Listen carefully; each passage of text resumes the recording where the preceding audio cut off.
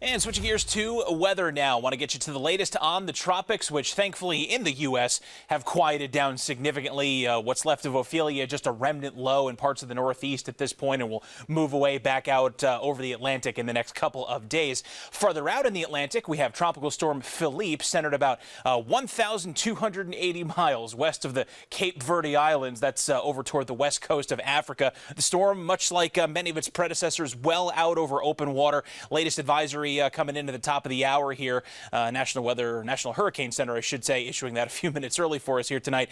Just maximum sustained winds at about 50 miles per hour. And a storm that still does not appear to be any imminent threat to any landmass. It's going to stay well north of the Windward Islands there. Puerto Rico not in this storm's path. Bermuda, it's actually kind of behind the banner here.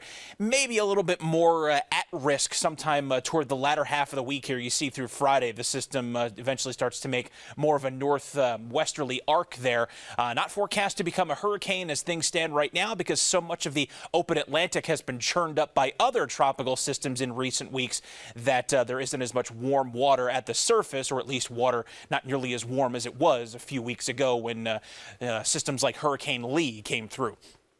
For example.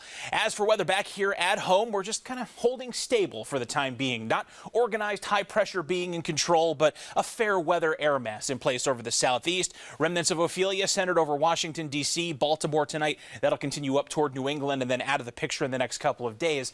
Our weather this week is going to be more driven by this cold front draped back from Wisconsin and into Oklahoma. This will steadily be building east toward us here.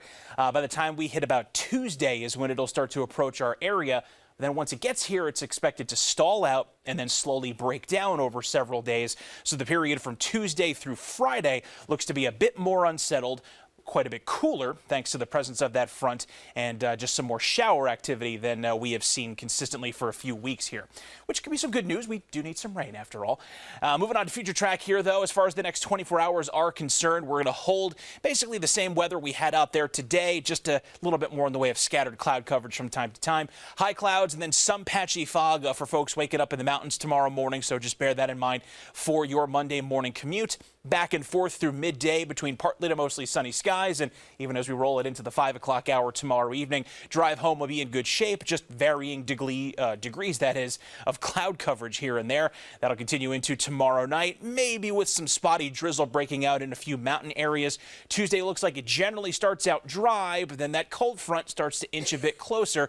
There's your showers breaking out by Tuesday afternoon and evening through 5 o'clock. It looks like the activity on Tuesday will more favor the mountains, but a quick blip shower not out of the question in parts of the upstate on Tuesday, with a greater likelihood for Wednesday and Thursday.